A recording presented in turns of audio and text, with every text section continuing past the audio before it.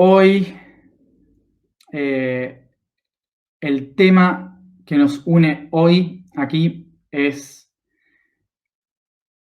otra constelación que se llama, que en realidad ya no se llama así, pero ahora lo vamos a hablar, que se llamaba eh, Argo Nauis. Argo Nauis, que es el barco de los argonautas. No sé si alguna vez escucharon la historia de los argonautas. Seguramente que sí, habrán escuchado por algún lugar esa frase. Bueno, en primer lugar, aclarar lo siguiente porque vi que se había generado mucha confusión en esto y les agradezco si pueden compartirlo en las respuestas, en los comentarios a otras personas. Vuelvo a repetir, Matías solo me va a reemplazar en la pirámide, energéticamente. Yo voy a seguir escribiendo los posts como cada día y voy a seguir haciendo las transmisiones como cada día a la misma hora, ¿sí? No cambia absolutamente nada.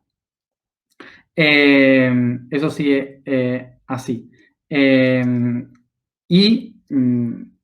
estoy yendo por una cuestión personal que hace mucho tiempo, hace más de varios años, yo había prometido que si pasaba esto a nivel familiar, podríamos decir, yo iba a estar ahí, ¿no? Que es el nacimiento de un hijo de una amiga. Entonces, como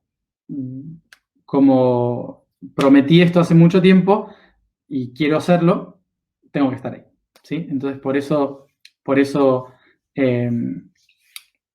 me voy y estos días, ¿sí? Y bueno, qué mejor que Acuario para romper todas las estructuras, ¿no? Y hacerlo de una manera totalmente diferente. Así que bueno, es parte de la energía de lo de hoy, que tiene que ver con el barco de los argonautas. Bien, una de las podríamos decir, de las estructuras principales de las historias antiguas, de las historias griegas, es que nos han entregado el concepto de el héroe. Por más que en otras culturas antiguas también se consideraba ese rol de que había un héroe o alguien salvador, normalmente ese concepto se relacionaba a dioses. ¿Sí? Se relacionaba, por ejemplo, a Horus, a Ahura Mazda, se relacionaba a específicos dioses de la antigüedad como el que venía a salvar. Pero Grecia incorpora algo diferente, que es, incorpora el concepto de un héroe que es como cualquier persona, que es como cualquier humano con sus mismos deseos, con sus mismos conflictos, con sus mismas búsquedas de hacer las cosas, con sus mismos deseos, necesidades, más que nada, con sus mismas vidas que a veces parecen, wow, algo increíble y después termina siendo una porquería, ¿sí? Una cosa que no tenía ningún sentido. Algo que diseña lo que para nosotros después en la literatura va a ser la tragedia griega, ¿no? Este concepto de tragedia griega de que en realidad los mismos dioses e hijos de los dioses tienen tragedias en los cuernos, que hacen una proeza histórica y después termina muriendo solo y triste, porque dejan de tomar a el héroe de la historia como el Dios perfecto, que es un ejemplo, y pasa a ser cualquiera que tenga la voluntad de hacer un camino, ¿no? Entonces, hay un gran cambio en la narrativa de la historia que se llama el camino del héroe, y que seguramente lo habrán leído o estudiado en la escuela, porque seguramente es uno de los temas que cuando se trata literatura se habla, ¿no? De el héroe que sale de la casa, que tiene un objetivo, que hace un viaje, que se enfrenta a conflictos, que los logra resolver y vuelve a la casa convertido al mismo lugar donde empezó, convertido en un héroe, ¿no? Entonces es como el recorrido del héroe. Y esto se oficializa, digamos, como narrativamente en Grecia. Y esto es una tradición europea muy interesante. ¿Por qué? Porque los europeos tienen una visión muy realista de la realidad. Más allá de, fíjense que lo que nosotros conocemos como el romanticismo, ¿sí? La historia del romanticismo, que es ay, todo es romántico y perfecto. En realidad el romanticismo no nació así. El romanticismo nació por la cultura romance. ¿Se acuerdan que hablamos de esto, me parece?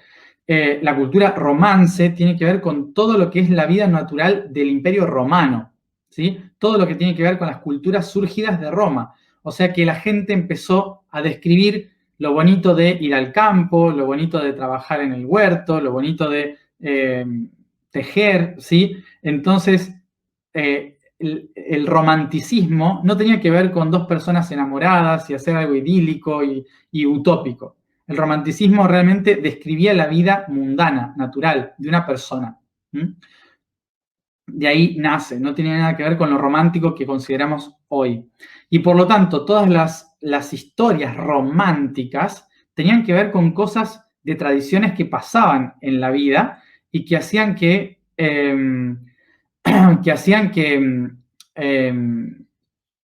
la vida misma sea lo bonito, ¿no? Y por lo tanto, se centraban mucho más en las cosas trágicas de la vida también, ¿no? Las cosas malas, negativas, y normalmente las historias las terminaban así, porque normalmente, ¿cómo termina una historia? ¿Cómo termina una historia? Cuando alguien se muere. Entonces, los europeos seguían contando la historia hasta que la persona se moría. No cuando llegaba el momento feliz, ¿no? Sino que no terminaban la historia acá, terminaba la historia cuando lo enterraban, cuando se murió y cuando la pasó horrible en el momento de descenso, ¿no? Entonces, ¿por qué? Porque era romanticismo, es decir, describir la vida tal cual era. Básicamente sería eso, ¿no? Entonces, los griegos empezaron con este concepto, los romanos lo siguieron y los románticos de Europa lo mantuvieron durante la Edad Media y parte del Renacimiento. ¿Qué hizo el Renacimiento? Traer la misma tradición griega y latina.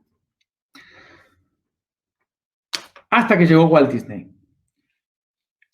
En el momento del Renacimiento, Américas.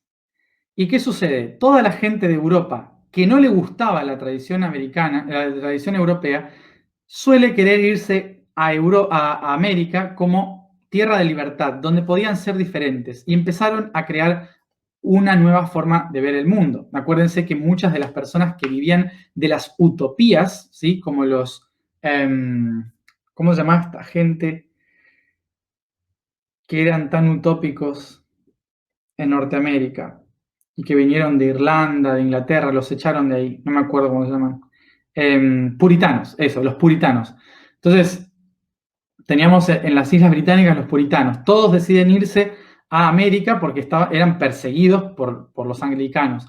Entonces, empiezan a crear una tradición en las Américas de pureza, de utopía, de crear algo de cero diferente, vivir en un sueño. Y toda esa tradición durante mucho tiempo fue creando el sueño americano, ¿sí? El sueño americano de crear algo de cero, de crear algo nuevo, de que todos vamos a ser felices en la nueva tierra de Dios. Vivir ese cielo, ¿no? Y toda esa tradición es la que empieza a absorber las Américas, creando algo nuevo. Y aparece la cuestión del sueño americano, de que todo se puede hacer nuevo, de que todos pueden cumplir sus sueños, y vivieron felices para siempre, ¿no?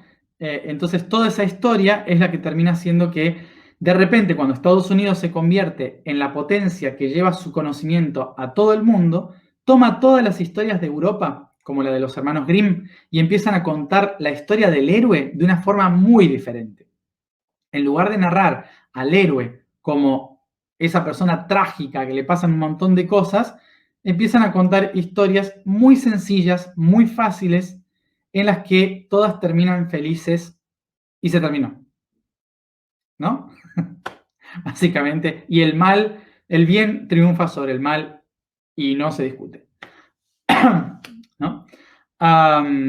¿Por qué? Porque son puritanos. Fíjense que hasta el día de hoy, en Estados Unidos, mostrar una teta en la televisión es difícil, ¿no? O sea, bueno, nace en California, ¿sí? California es la tierra de la explosión de todas estas historias hace un nuevo tiempo. En ningún otro lado nace ahí. ¿Por qué? Porque en San Francisco empieza a moverse el movimiento hippie. A partir del movimiento hippie de paz y amor, es como desde el concepto puritano de Estados Unidos surge la idea de una New Age de amor y paz, ¿sí? Con lo cual se amplifica hacia el resto del planeta un concepto espiritual basado en una New Age de amor y vivieron felices por el resto de sus días. Lo siento por haber matado la ilusión de todo esto y haber matado la ilusión de aquellos que creen que yo trabajo para la New Age, que soy un mecanismo de la New Age. Ahora, esto está bien, es perfecto, pero es una ilusión, ¿sí? Hay que identificar esto. ¿Qué es una ilusión real de una ilusión falsa, ¿no? ¿En qué sentido? Todo es una ilusión. Lo que yo hago es una ilusión, lo que yo digo es una ilusión, lo que ustedes reciben es una ilusión, lo que puede crear otro es una ilusión, lo que la materia es una ilusión. Todo es una ilusión, o sea que está bien. Pero la cuestión es qué hacemos con esa ilusión. ¿La vivimos en función de lo que esperamos afuera o la vivimos en función de lo que proyectamos desde adentro? Entonces, el concepto de esto, ¿qué significa? Que las ilusiones no son malas, ¿sí? No son malas. No estoy juzgando lo que pasó en California, no estoy juzgando a los hippies, no estoy juzgando a la New Age, nada. Simplemente estoy tratando de ser neutral, neutral en el sentido de que tenemos que entender que las cosas que vivimos todas nacen de un proceso histórico que también se va a transformar más adelante. Que también se va a transformar más adelante. Entonces no nos podemos aferrar a creer que lo que yo estoy viviendo y compartiendo ahora es la verdad porque es una ilusión generada por algo anterior y que mi ilusión es algo que puede proyectar otra nueva más adelante. Si yo soy consciente de que hay diferentes tipos de ilusiones, entonces puedo liberarme y hacerme a mí libre de todas las ilusiones previas y liberar a los que vienen más adelante de mis propias ilusiones. Entonces, el concepto de todo esto, es que nosotros pasamos de una historia de Medio Oriente y Europa, de vivir las historias de los héroes en función de la tragedia, en función de realizar pruebas para superarlo, pero sin olvidarme de que siempre puedo terminar mal, porque si no mantengo mi eje, todo se cae, de que no importa cuán bien haya hecho las cosas, si yo no mantengo mi eje, no salen, no va a seguir esto. Este fue el concepto de Europa, ¿sí? Básicamente. Luego pasa al concepto americano de todos podemos hacer lo que queramos, somos seres libres y vivimos acá un sueño, ¿sí? ¿Qué sucede? Que luego cuando empezamos a vivir el sueño, nos damos cuenta de que parece una pesadilla, de que nunca estamos bien, porque estamos siempre tratando de buscar el momento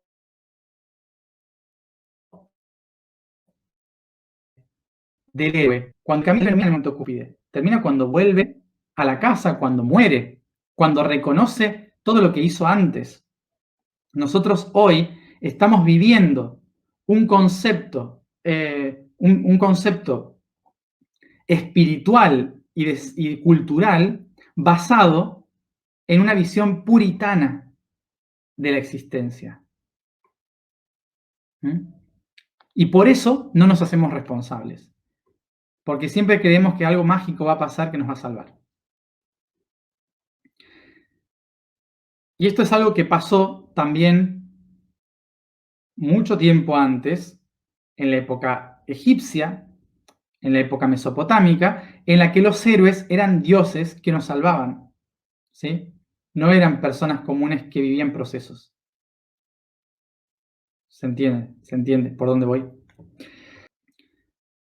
Teniendo en cuenta esto, nosotros, para la visión griega europea, cada humano, cada persona es su propio héroe. Y somos héroes, cada uno de nosotros, en nuestra propia tragedia. Nosotros somos los héroes de nuestra propia historia. Somos los propios personajes que tenemos que atravesar nuestros propios conflictos, nuestras propias oscuridades, que tenemos que aprender a navegarnos a nosotros mismos. Y esta es la historia de los argonautas, es decir, de la constelación Argo Nauis, que significa la nave, el barco veloz. La historia de los argonautas es una de las historias más antiguas que da base a muchas otras historias de héroes que surgen en Europa.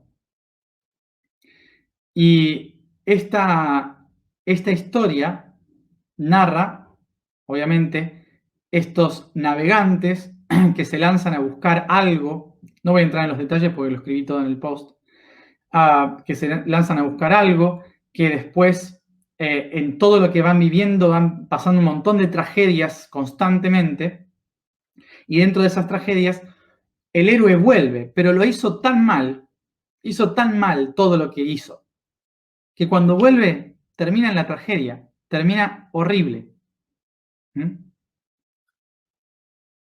Y muere solo, triste. Nada más. ¿Por qué? Porque no fue responsable de ninguno de los actos, solo quería cometer su propio objetivo con su propio ego y no le importaba nada más. Abandonó amigos, tuvo hijos por ahí, mató gente, se aprovechó de la hija de un rey para engañar a todos los demás, ¿sí? Fíjense, era el héroe, ¿eh? Él era el héroe, y sin embargo fue el peor de la historia. Y terminó horrible. Una tragedia griega.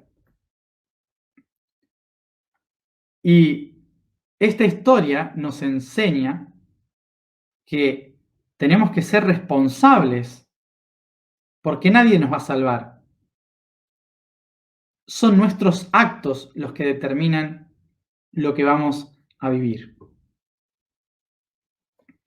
O sea que no es una cuestión para el héroe, no es una cuestión de cumplir los objetivos. La cuestión es cómo los cumplo y desde dónde los cumplo. No tiene, realizar el camino del héroe no tiene que ver con hacer algo grande que los demás piensen, wow, es un héroe. ¿Sí? No tiene que ver con eso. Porque ahí podríamos decir, no sé, imaginemos en este contexto, por ejemplo. Yo, por ejemplo, estoy haciendo el camino, mi camino del héroe, ¿no? Mi propio camino del héroe. Uno podría decir que podría estar haciendo mejores cosas si quisiera ser un héroe, ¿no? Podría estar haciendo, no sé, salvando gente en alguna guerra para ser un héroe, ¿no? Entonces, cuando un héroe, en lugar de vivir su propia tragedia y reconocer su propio camino, se lanza a vivir el camino que los otros le están comandando y considera que lo está haciendo por servicio, ¿m? Considera que lo está haciendo por servicio. En realidad lo está haciendo desde el ego, porque simplemente es una cuestión de reconocimiento. Hay una cuestión de creer que el, de creer que el héroe es aquel que hace las cosas desinteresadamente. Y no es eso el héroe. El héroe es el que se atreve a recorrer su propio camino para hacer la transformación. ¿Sí? No es el que logra cosas, es el que descubre el método correcto para hacer las cosas. ¿Se entiende la diferencia? No es el que logra cosas, es el que descubre el método correcto o su propio método correcto para cumplir las cosas. Y para poder cumplir cosas hay que vivir la tragedia griega, que significa enfrentarse a sus propios monstruos para conseguir lo que está detrás. Y, por ejemplo, esto lo pensaba yo el otro día, que digo, estos días la estuve pasando muy mal, ¿no? Y, ¡buah!, la pasaba muy mal. Y un día leí un comentario de una persona, no sé quién era, pero leí un comentario de una persona, no me acuerdo dónde tampoco, que decía, no me acuerdo, pero la idea, básicamente, la idea del comentario era eh, como, eh, como eso no es sufrir, Matías, ¿no? Es como sufrir es pasar hambre, sufrir es estar en una guerra o lo que sea, cosas así, ¿no? Y me llamó mucho la atención esto porque yo me puse a pensar, es verdad, es verdad. Yo estoy demasiado bien, o sea, no tengo por qué quejarme, ¿no? Estoy demasiado bien. Y luego me puse a pensar, estoy demasiado bien porque yo elegí estar demasiado bien. Pero si yo no me enfrentase a lo que para mí es mi conflicto y mi guerra, no habría crecimiento en mí. O sea, para mí una tragedia puede ser algo mucho más sutil que para otra persona que vive en la tercera dimensión, que su tragedia es otra. Hay diferentes niveles de tragedia en función de la evolución de cada persona. No podemos comparar una tragedia de una persona con la otra, porque son todas diferentes.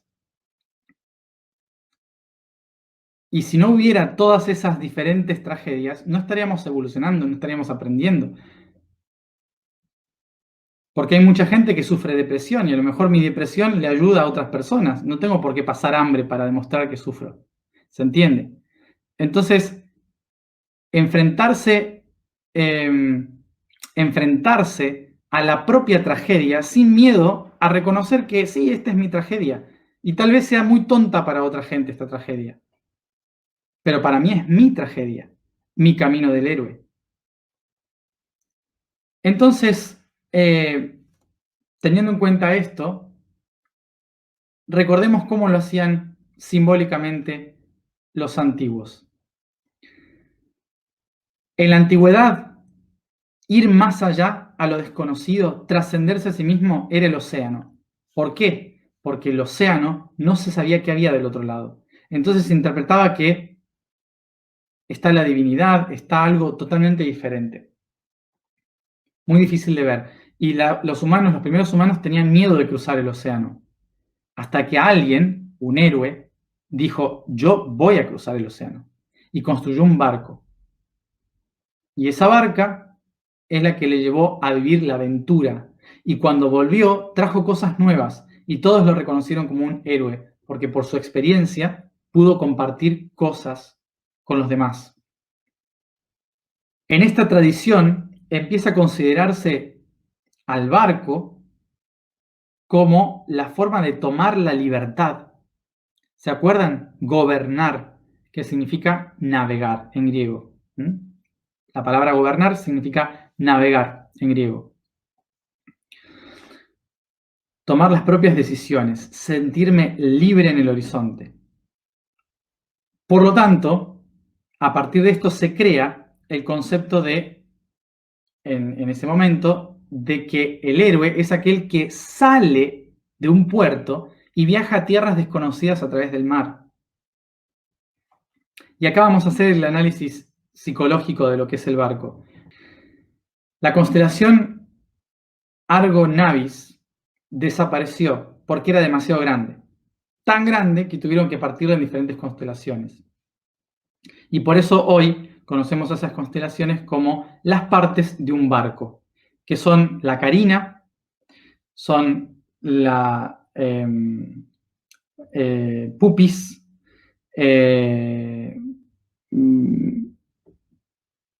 Pixis y Vela. Esas son las constelaciones en las que se partió el navío porque era demasiado grande. Y cada una de esas partes tiene algo fundamental que entender.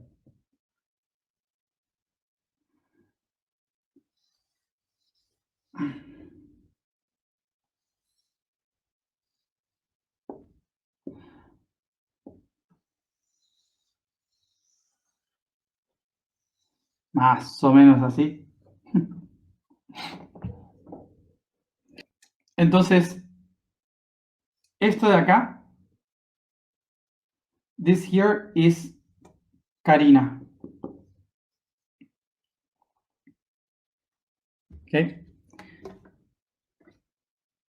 Es la columna vertebral del barco. Esto de acá es Vela. This is Pupis.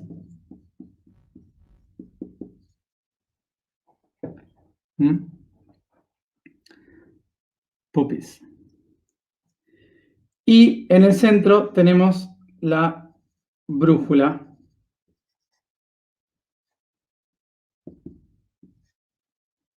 ¿Sí? En el centro tenemos la brújula que se llama Pixis. Bueno, entonces, de esta manera tenemos al barco. Recordemos que esto es una constelación del hemisferio sur. En el norte no se ve muy bien.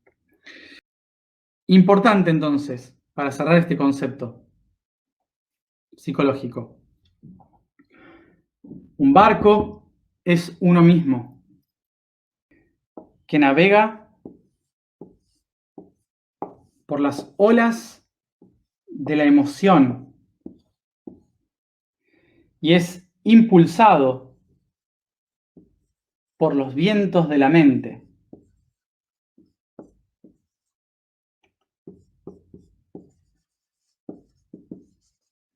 Los vientos son la palabra. Lo que digo manifiesta la fuerza con la que avanzo. Las olas representan mi estabilidad emocional. El estado del barco, de la carina, de la estructura del barco, si no está protegida y no está cuidada en su centro, hace que el barco se rompa. El eje, el pupis. El pupis es el que da la dirección. ¿Y dónde está la que da la dirección? Con el timón, acá.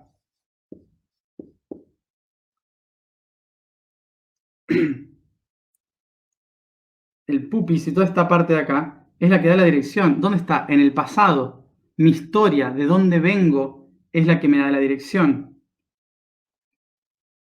¿Ok? ¿Y la brújula dónde está? En el centro, con el capitán. ¿Quién es el capitán? Yo, que tiene la brújula. El capitán es el ego. El ego es el capitán del barco.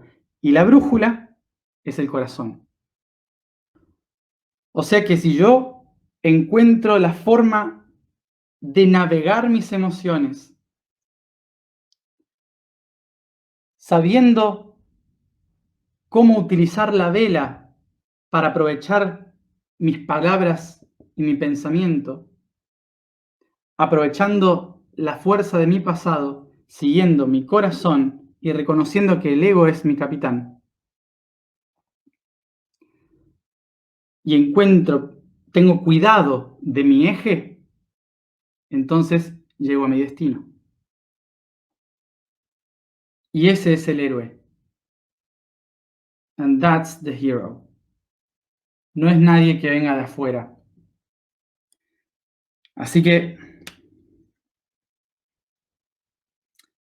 nadie llegó muy lejos sin viento ni corrientes. Nadie llegó muy lejos tirando al capitán por la borda.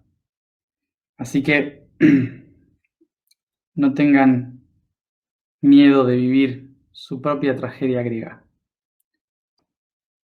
Y conviértanse en héroes. Vamos a la información de hoy. Let's go to the information for today.